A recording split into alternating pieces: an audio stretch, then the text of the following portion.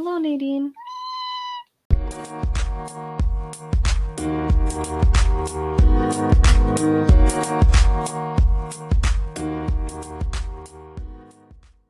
So welcome to episode 8 of Key Chat. So Key standing for K for Kaylee, E for Emily, that's me, and Y standing for you. So Key Chat. So Kaylee is not with us today, but that's okay.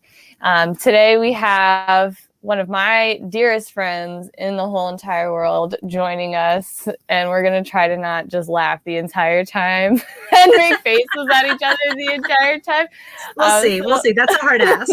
No promises. No promises. So, Liz, welcome to the podcast. Thanks for having me on here. I'm so excited. Yay.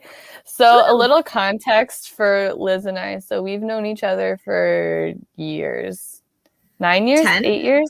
8? I don't know. Something like that. We met in college. Yeah. We've known each other for a long time. Been through a lot. Oh, yeah. To put it. I feel like that's kind of an understatement. Yeah. And Liz and I were in a quarantine. TEAM or a pod for most of the pandemic here. So bubble buddies. Bubble buddies. So the nature of that, you get even closer with people that you didn't think that you could get even closer with. For better or for worse. Yeah. Ours was for better for sure. Ours was for I agree. Yeah. So welcome to the show, Liz. Thank you. Yay. Thanks for having me. I'm so excited to be here. I've low-key been like, so when am I coming on? I need to be on your podcast. But I'm not gonna ask. I'm gonna wait for an invite because that's what I do. Of course. We're just gonna send the vibes. Just I'm willing to be on if you wanted me on, but I'm not desperate. Just so you know, I have these dates available. Here's my bio and 3 headshots of me, and it's gonna be great. Let me just pencil you into my schedule. I could fit you in on Saturday at 3. Sounds good. Excellent. What are you drinking, first of all? Tea right now. Nice. My allergies are so bad. Yes. So bad. And I have a friend, Jeff, you know Jeff, who makes honey. And I have been having his honey, local honey, in my tea. So this is like an echinacea immune support tea that is mostly just tasty. I don't know if echinacea actually does anything for you, but it tastes good. And the honey supposedly helps with allergies. Allergies are so bad this year. I hate it. I think part of it, someone ran this by me recently, and I was like, I don't know if that's true, but it could be plausible. Someone was like, I wonder if our allergies are all so bad because our immune systems have been so protected the last year because we've all had masks on and none of us have gotten sick. That's true. Yeah. So we're just kind of used to being I keep thinking I have the Rona. No, it's just allergies. I always have allergies for 3 seasons of the year. If anything is alive outside, I'm allergic to it. Yes. Yeah. And when nothing's alive outside, I'm allergic to the dust mites inside that I'm stuck with all of the time. This is another reason why we are bubble buddies. We can't win. We can't win. It's fine. We cannot win. I'm I love flowers so much. I'll go stick my face in a bunch of flowers and then be like, well, now I can't breathe anymore, but it was so worth it. # worth it. Yes. Genevieve and I were walking around downtown earlier this week a couple times, and it's the end of lilac season. So I know. Any lilac bush, I'm I don't care. I'm gonna stick my face in it. I don't know who you belong to, but we're doing it. And I'm Genevieve, just just what's wrong with you? I stuck my face into so many lilac bushes. It's great. Yeah, when I was up in New Hampshire a couple weeks ago, there's a giant lilac bush, the width of an entire room, when you look at it next to the house. And I'm just Every day we're like clipping some, making little bouquets of it. I'm like, and you can hear the buzzing because there's so many bees in there. Oh, wow. It's like you would think that there's a screwed up power line or something in there because there's a hum when you walk by. Wild. I love that. If I ever am able to afford my own house and like have any semblance of a yard, I'm gonna have just a row of lilac bushes. I love that. It's gonna happen. I love that. I feel like my dream kind of landscaping situation, besides like I would love a good hardscaped porch, back porch for entertaining. For sure. Surprise. I love a good fire pit. Much shock. Not you. But I love the idea of having a yard that isn't just like grass. Like I love like wildflowers and the kind of the very romantic, organic feeling of kind of the wilds, for lack of a better term. Yeah. I agree. Like we will not be picking dandelions because dandelions I think are beautiful. Yes. So I'm anti-dandelion discrimination. We adore them and we always blow wishes and make more. Yeah. So I directed a play recently and we were outdoors and, in a tent and all that. And one day I'm sitting inside watching everything happening outside. I'm on Zoom watching it all happen. And all of a sudden I see one of my tech kids break away from the group, walk away from the tent. She has a dandelion in her hand. She pulls down her mask, blows the dandelion, stands there like wistfully looking off for a second, and then like pulls her mask back up and goes back to the show.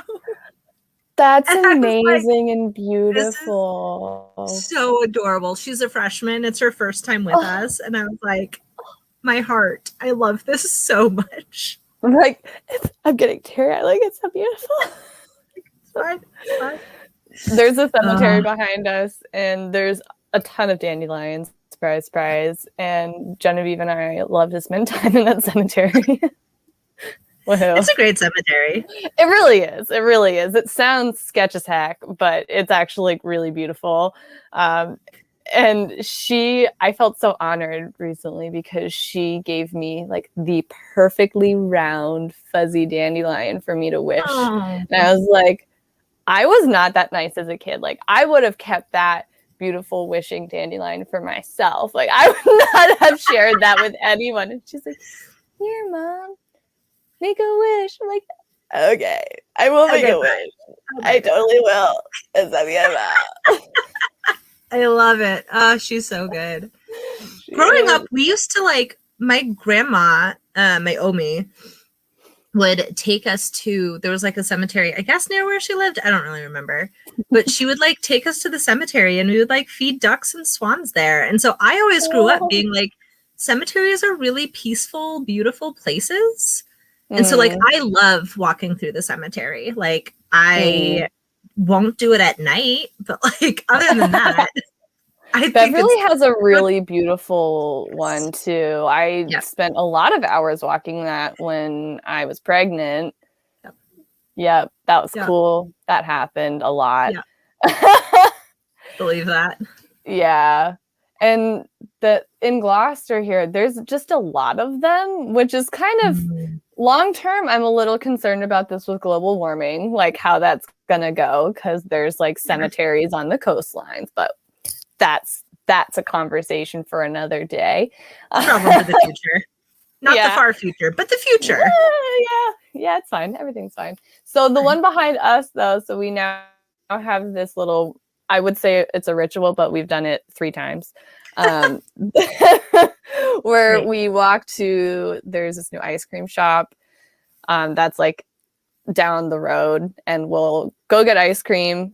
And by we, I mean Genevieve will go get an ice cream. And then we walk back through the cemetery, and there's one of these really tall, it's almost like a gazebo. I don't know how else to really describe it. Genevieve calls it her castle. And so we'll go to her castle and she'll eat probably a third of the ice cream. Of course. Why would and you that's ever eat like more what than we do. Oh, no.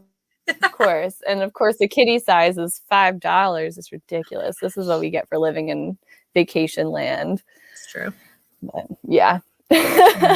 Yeah. No, cemeteries are great. Yeah. My contacts with them growing up was really like for historical purposes, because we lived near different like mini historical sites in Pennsylvania. So we had like the Speaker House, where like the first Speaker of the House like lived there, and I don't know, Speaker House, and some very old cemeteries. And then I remember doing sunrise services at Easter in the cemetery. In the cemetery? Oh, yeah. Which, looking back, is interesting. But yes, yeah. Okay. I've only ever done them like over bodies of water. So like Lake Michigan growing up, we would go to Lake Michigan. And the great thing about Lake Michigan being on the Chicago side and then also being here is the sunrise is over the water. So. Yeah, we didn't have that where we were. Our only body of water was the Schuylkill River, which translates to the Muddy River. So wouldn't be the most idyllic setting for that. Granted, the cemetery that we did it in, it's kind of funny because it was on the intersection of these two really busy roads, but it was this pretty like antique-y looking with the fencing that was around it. And then when you're looking at it from kind of, there's like a main house and then there's the cemetery. Okay. To the left, there's businesses, but behind it is this giant dairy farm. So you just get like fields and cows. I mean, giant for suburbs of Pennsylvania, or suburbs of Philly. It's not like Lancaster size dairy farm. Like it was across the street from my elementary school. It's like an Appleton Farms or something like that. Right. Yeah. But as a little kid, I was like, this is a farm. So big. We're so cool. We're so big. It's probably here. Like a whole 5 acres. Gosh. But I mean, if you think about it, like a sunrise service in a cemetery, like that's where Easter morning actually happens. So it makes sense. It's just a little odd. It's hard to like tease out some of the morbidity that's associated with cemeteries. Yes. I think like theologically it makes a lot of sense, but it's definitely weird to congregate and have a service in a cemetery when it's not about like someone that's buried there. So it's very steeped in symbolism and all of that, which like 5-year-old Emily I did not care. I was like, it's so early. I want a donut. See, it's cold. We never, and you know, my parents weren't pastors, but we never had to go to the sunrise service. So starting, I think, in middle school, when I was up early for swim practice anyways, I was like, I started being like, hey, we have a sunrise service and I would love to go to that. And so my dad and I would go together and everyone else would sleep in. And then we would go out to breakfast at like our favorite pancake place afterwards. And I would get like the most chocolatey chocolate breakfast that ever existed. To like start off Easter right, obviously. You know it. And then we would like go home, get changed into my pretty dress, and go to church from there. So it was usually just my dad and I, because no one else wanted to wake up with us. Yeah, we did not have a choice. That was not. No. So because my dad, he was a pastor of a pretty small church. I'm totally making this up, but I want to say there's probably around the size of like 150 people. Okay. I don't know. Dad, if you're listening, you can correct me later. Put it in the show notes. Just kidding. I'm not going to do that. We'll issue a corrections episode. So it was definitely a smaller church. So it's like if the whole family wasn't there, then it would be an issue. And it's like, what's the gossip train gonna say this time? So like small town, small church problems, but we survived. I also guess also with like a 5-year-old, and Debbie would have been what, like 8 or something. Like at that age, it's not like you could have both parents go and leave the kids at home. No. So it's either like all or one. Like, yeah, you don't divide and conquer there. Yeah, and if my mom ever wasn't feeling well and was skipping church, my dad would still take us all to church. Okay. Like we did not miss. I believe that. Yeah. Most of our listeners probably have no idea who you are. Actually, that's not true. I would say probably if they're listening, they know me and then they know who you are. Okay. But what are like 2 or 3 things that about you that are essential to know when getting to know you, or if someone's spending time with you? Well, I guess my job is like a good first thing to talk about. So I'm a teacher. I work at a school, a high school for kids with dyslexia. Technically language-based learning disabilities, but that generally boils down to dyslexia and a couple other things. I've been there since I graduated college, so 7 years now, which is wild to think about. Having been at the same place for 7 years, and not looking to change that for next year. So here we go. Yeah, I moved around a lot growing up, but really have found my home here in Beverly now. I've been here since I started college, which was 12 years ago. And this is the longest you've ever been in one spot, right? Yeah, before that, the longest was Chicago, which was 7 years. And when I say Chicago, I mean that in the same way that I say I'm from Boston now, where I really mean the northern suburbs, like the North Shore of Chicago. I wasn't anywhere near the city. Just like I'm not really anywhere near the city now. It's fine. But like, if I'm somewhere else in the country and someone's like, "Where are you from?" I'm not going to be like, Beverly, Massachusetts. Like, right. No one has any reference for that. Which burb out of Chicago were you in? I was in Libertyville. Okay. Yeah, no, fun story about Wheaton. So when I applied for colleges, I wanted to get far away from home. And so I applied to all sorts of colleges on all of the coasts. But the only school not on a coast that I applied to was Wheaton. And it's also the only school I did not get into. What? Yes, I didn't get into Wheaton. How? I don't know. But I'm very confused right now. But anyway, sorry, continue with your story. So I guess the other thing that you should know about me, if you don't know me very well, is that I can be competitive. What? This is like brand new information. A little bit competitive. And I get that from my family because my whole entire family is like unhealthy amounts of competitive. Love you guys if you happen to be listening, but like it's not healthy. So in the Midwest, you take the ACT, not the SAT. And my little sister, so I had the highest ACT score in the family, and my little sister was convinced she was going to beat my score. And she ended up tying it instead of beating it, and was so bitter about that she applied to Wheaton just to see if she could beat me. Oh my goodness. And she did. She got in. And she still holds that over my head. That is a level of competitive petty. Wow. That's my family. This is where I come from. This is why I am the way that I am. I'm also just super confused how you didn't get into Wheaton, because weren't you an AJ scholar at Gordon? I was an AJ scholar. And that's the honors college equivalent. Yeah. So that's weird. I mean, Wheaton was highly competitive. Like, it was super competitive to get in. Yeah, but I don't know. I'm trying to remember if I don't think I got waitlisted even. Like, I think I just got a straight up rejection. Yeah. But Sarah got in. And she didn't even go there. Didn't even go there. She didn't even want to go there. She wouldn't have applied if it weren't for me not getting in there. Spent the $80 on an application fee just to be like, haha!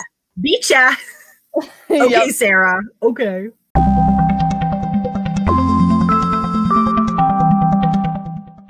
So these days, I mean, granted now that that you're vaccinated and it's warmer out, you're probably not spending as much time inside and sitting still. LOL, Liz sitting still. But what are you reading these days? Ooh, I am reading, I think Debbie actually talked about it when she was on as well. It's a book called The Priory of the Orange Tree. And it is a chunky boy book. So, I love that that's a consistently used term in this community. It's so big. I don't know if I know the listeners won't be able to see it, but you can see it. I want to see it. This is the book. Oh, look at that chunky boy. Right? It's so big. We're reading it. You're gonna have to renew that so many times. Yeah, the nice thing about Beverly is they recently stopped charging late fees because they were like, this is basically a tax on the poor, and like it only hurts poor people generally, so we're just not going to have late fees. And I was like, love that. And then quarantine started, and they were like, yeah, no, we just don't care. And so they automatically renew it for me. Like they just nice. So that's been nice. I'm assuming if someone else placed a hold on it, they wouldn't automatically renew it. But how long have you had the book? I'm reading it with a book club. They're all ahead of me right now. I blame performing arts. Don't tell them where the bookmark is. It's just gonna hide that. It's fine. Sarah, Jardita, Aaron, I love you guys. I'll read the book someday. But that would involve you sitting still, which is not a thing that competitive Liz does. Well, so that's why I like audiobooks so much. I listen to so many. Right now, I just got back into podcasts. Have been doing. Oh my gosh.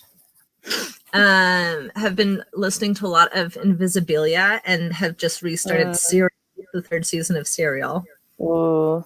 Love me a good NPR podcast.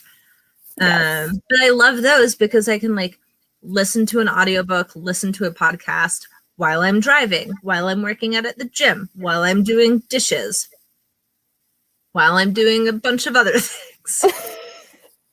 I'm a very busy person. I love keeping busy. But so audiobooks come in clutch. But The Priory of the Orange Tree, the audiobook only exists on Audible, and I don't have it.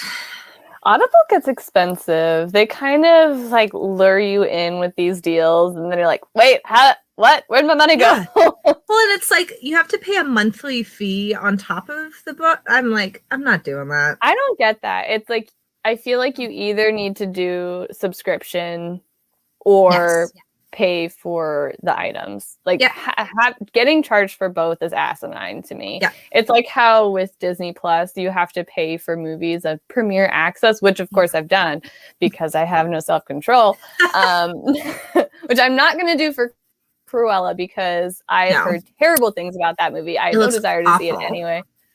Yeah, I'm not going to watch that, but I definitely did it for Mulan, which was like, it was fine. Yeah. It's more, I think that was more out of like elementary, middle school Emily like needed that. And then Raya was obviously so good. Oh my gosh. Good. I love that movie. It was, oh my gosh. Everyone needs to see it. Anyway, we watched it.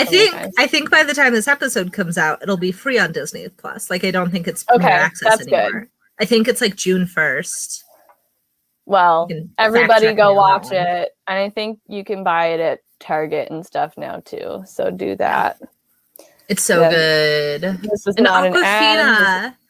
I freaking love her. Her range is ridiculous. It's so crazy. I can't even I'm trying to remember what the first thing I ever saw her in was. If it was Ocean's, was it Ocean's 8 with all the women, or was it 8? Or if it was something else. But she's just immediately an icon in my mind. I'm trying to remember. There was one movie I saw in theaters with a guy I was dating at the time. It was so heavy, but it had her in it. Oh, yes. I know the which super one you're sad talking one about. I haven't seen that one, about but her it won a dying bunch grandma. of awards. Yeah. Yeah, I can't remember what it's called, but that one, I've heard amazing things. I don't like Feelings, which is why I haven't watched it. It's Much fair. shock, wow. And then she was like, and then in Crazy Rich Asians, she was hilarious. And then the show that she produces and writes for HBO, Nora from Queens, not child appropriate at all. It is not appropriate for a lot of audiences, but it's freaking hilarious. And so to see her do these incredibly like almost like raunchy, comedic, absurdist comedy things, to then those really poignant moments where she's doing those like cry scene, like everyone's crying. Everyone. It's just really incredible. And she's so young, and to have like I love her. I follow her on all the things. And she's also just seems like such a real person too, because she's like, she always brings her Switch with her, like whenever she travels about. I don't know. And like to see her like be on the covers of magazines and to be pushing a lot of the bounds of fashion. Like I'm just really excited to see what her career looks like over decades, because she's already making, I feel like she's making waves in the Hollywood scene, and she's being so authentic. Like Nora from Queens is loosely based on her life. I don't even know. Oh, we started talking about because of Raya. And then even in Raya, she's doing voice acting as a friggin' dragon, but it's still so Awkwafina. And and I feel like that role encapsulates a lot of her career so far, of hilarious moments of just like, what the heck did I just see or hear, to these like beautiful, very like human, deep moments. I say human and she's a dragon, but you know what I mean.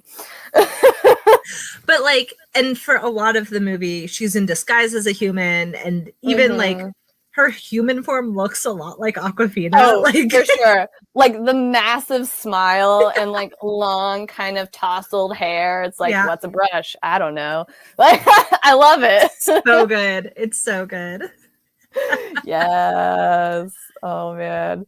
So I know, and then you're currently watching a lot of Doctor Who right now, right? Yes, I watched.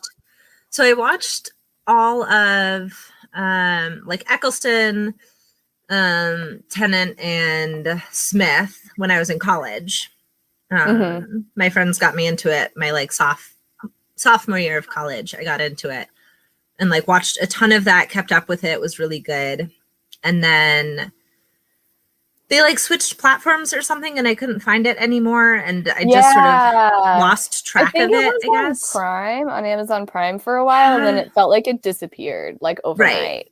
And so I like couldn't find it anywhere, and I had watched with some friends. You could on like YouTube TV, you could watch the first episode of the Jodie Whittaker, and so I like watched that with people, and then just like didn't watch it again, and was scrolling through HBO the other day just being like, wonder what's on here, looking for a new show to binge, and I was like, oh my goodness, Doctor Who is here. And so I had watched most of Peter Capaldi. I think part of the reason I tapered off was also because I couldn't stand Clara anymore, so I skipped over the rest of her. And I jumped into the final season of Peter Capaldi and loved that. The companion was awesome. Peter Capaldi is so weird. Brilliant. He's so good. He's so incredible. And so, you know, really enjoyed that last season, and then just started Jodie Whittaker's season. And I love having a female doctor. I love her, like, you know, the gender commentary. There was one episode, I think it was a Peter Capaldi episode, but someone said something along the lines of like, well, is that little girl our future? Like, is the future going to be female? And he said, well, we can only hope so.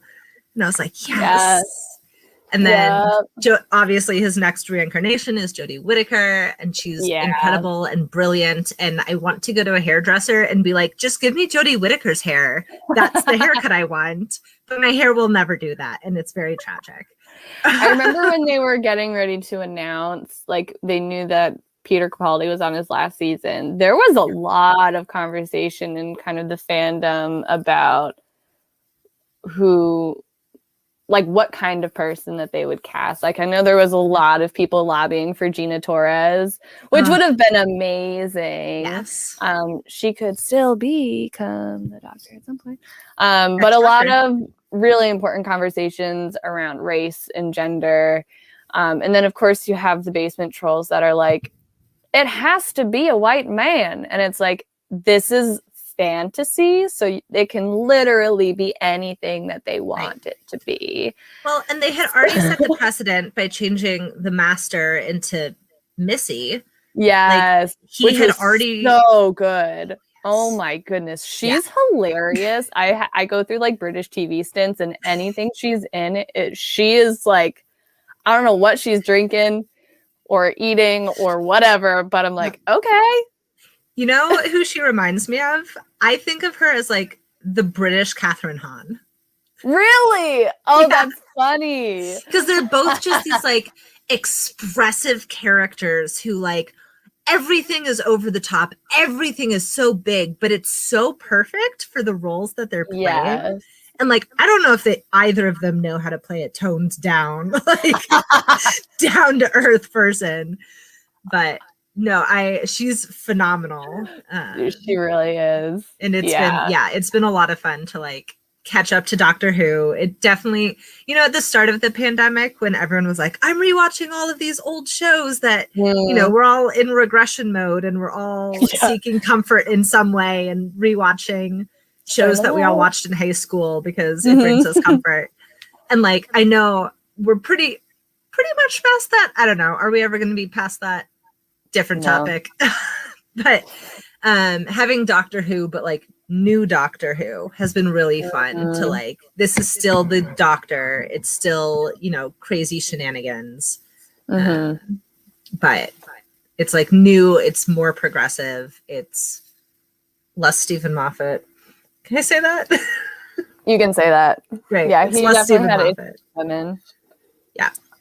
Not shocked. Wow. What? Yeah. So yeah, it's been fun. It's been fun catching up on that. So another thing that I want to touch on, one of your pandemic, I don't know if I should say it was a coping mechanism or activity, but you got and are really into Pokemon Go. Daily ritual.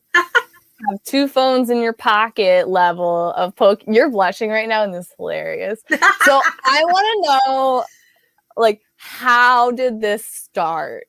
Because I don't remember you being this into it prior to the pandemic. So is this all like pandemic life things, or were you like dabbling? Like, I want to know. So I downloaded Pokemon Go on the first day that it existed. I remember I was in Minnesota with my family. We were there for a wedding, I think. And me and all of my siblings, all four of us downloaded it that day and like had accounts. My little brother still plays sometimes. The other two like stopped playing like a week later. But so I always played like daily in terms of like I would spin a Pokestop and catch a Pokemon, and like I did, but also like I was super busy and I was running the rat race and didn't really have as much free time on my hands, I guess. And when raids started, so you could gather with other Pokemon players and raid at gyms for the legendary Pokemon.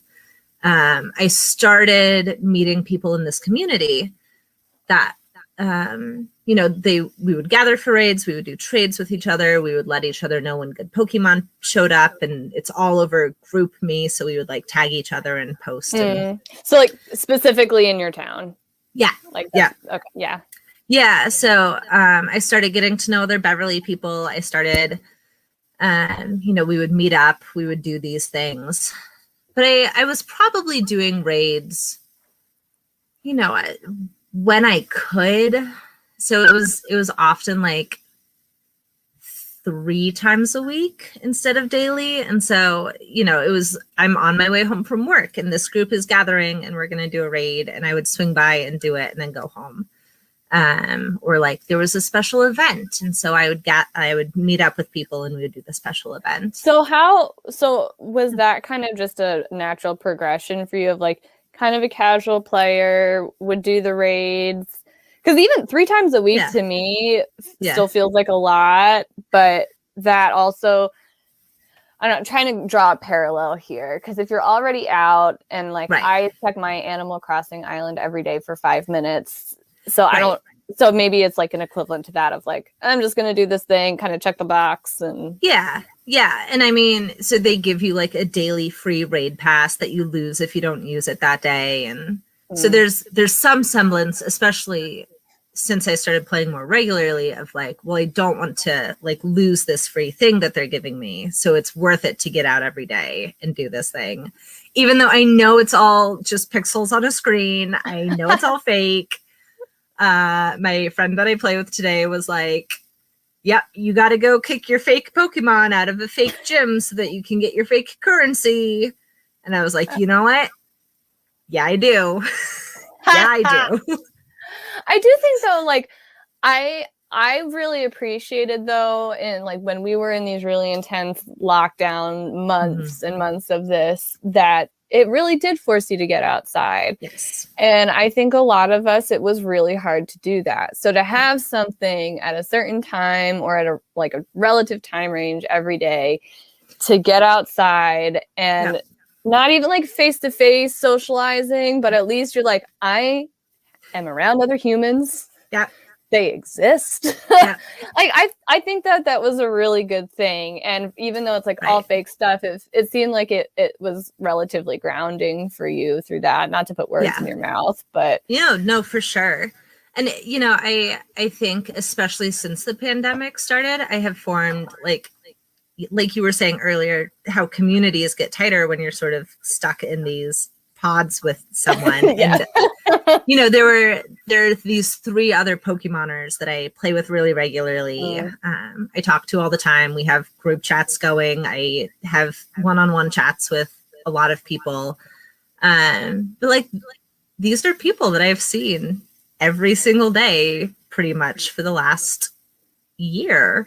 And sometimes in a year where you're not minutes. seeing anybody else. Like you're not seeing your family. And yeah.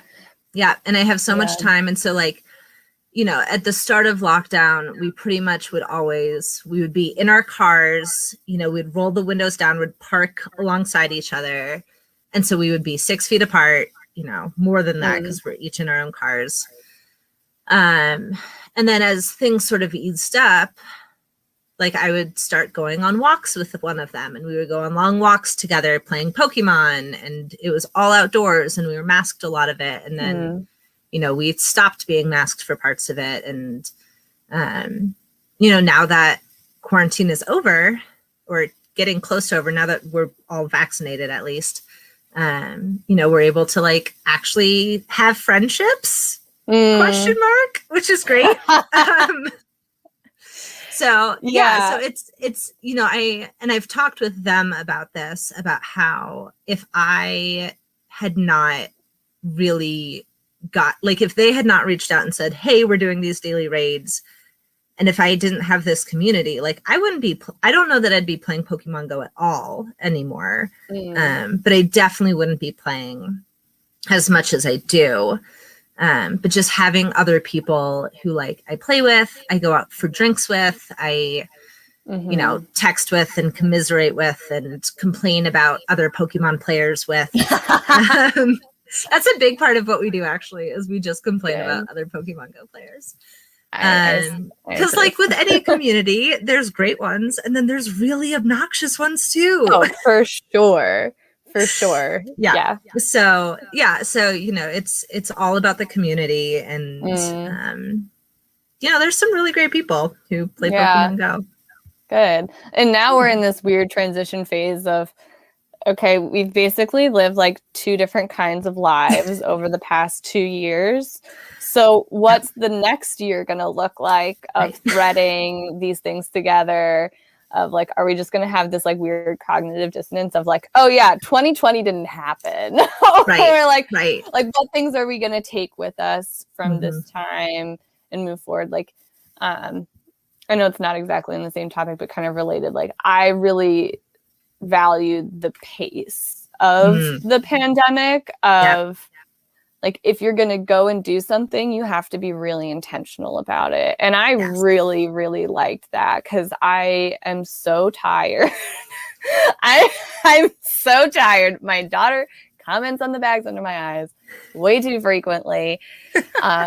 And we had this very unique opportunity to stop. And now that we're rebuilding our lives, we're given an opportunity to choose what kind of blocks are going to be our foundation again. And I know for me, like I don't want to have the schedule that I had before. And I want to keep having our Friday night dates where we're watching Star Wars all the time, like different things like that I want to take with me. Like, even though they were born out of like a globally traumatic event, like I'm going to call it what it is. This was global trauma. There were also some really good things out of it. For and sure. like the relationships out of that, no matter what the mechanism of that building is a huge thing. I think for everyone, it was such a recalibration of priorities and like what really matters, which is what priorities are. But well, and I went out for drinks with a friend last night, and it was great, and it was a lot of fun. And I had 2 drinks, and then I came home and fell asleep for 45 minutes because I just haven't had a social battery in the same way. And there's a part of me that's like, I don't ever want to be back at the level that I was at before, where I could always just go like the Energizer Bunny. And it wasn't until like much later down the road that I realized I was burned out. What? Right? But it was, for sure. And like being forced to slow down. I know for me, like, I don't want to speak for other people, but it definitely forced me to have to get a lot more in touch with my body and my spirit of like, okay, like we're going to slow down enough that we're actually going to have a conversation. So being like, I'm tired. Maybe I should take a nap. Like, oh, I'm cranky. Have I had a snack yet? Like, very basic things. And yet they don't seem basic. Like, the access to those things has been, I feel like it's only for the privileged. Like, I don't know if you follow them, but the Nap Ministry on Twitter. I love them. So good. Yeah. And I resonate with 100% of their content. It's just like, we need to dismantle all of the capitalism and the pace. Like, why are we killing ourselves for a system that doesn't care about us? Right.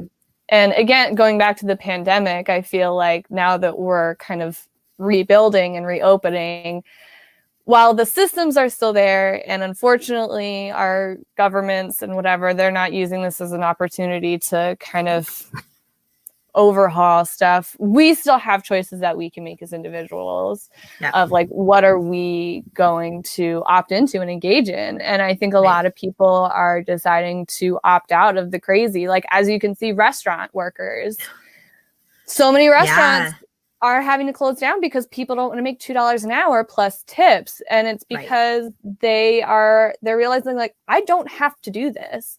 I value myself, my time, and my life more than this. So it'll be really incredible. It's incredible to see like the restaurants that have failed to thrive in this, and then the ones that have posted jobs at $20 an hour and have had thousands of applicants. You know, like, it's not like people don't want these jobs. Yes. They're just looking for better than what they had before. Yeah. I literally had this conversation with a friend yesterday of people want to work. That's not the problem. Right. But it's like the more flexible that you are with a person's personal life and the better benefits and compensation you can give a person, the more loyal they will be to your company. Like, for sure. If, like, I cannot overstate that enough. Like, getting a random t-shirt every once in a while, that does not gain you loyalty. That's like, really? You spent $20 on a t-shirt for me? Like, I would rather just have the $20 so that I can buy gas. Like, people, they're not like millennials and stuff. It's not that we want a free ride. We don't have a problem working. I don't have a problem working. I really love to work. I've never, ever wanted to be a stay-at-home mom. That is not a thing in my life. But I want to be able to live. Yep, for sure. And we deserve to be able to do both.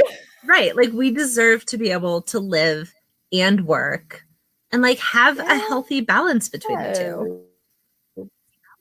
Yeah. And I really feel like living in this like late stage capitalism, it's oh my gosh. And even just saying that, I'm like, I've lost my train of thought because it just rages me so much.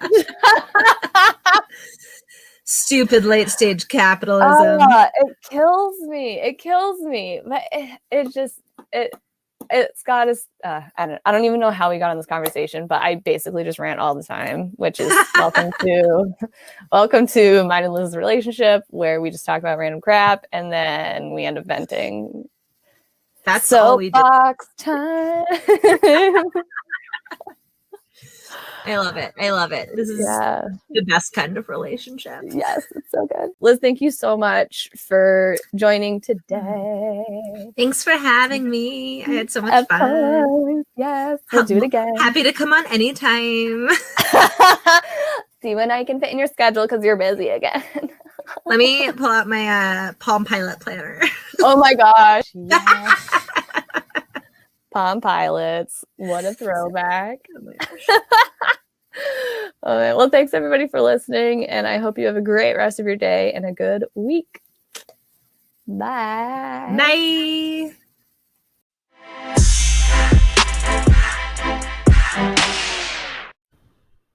If you haven't heard about Anchor, this is seriously the easiest way to make a podcast.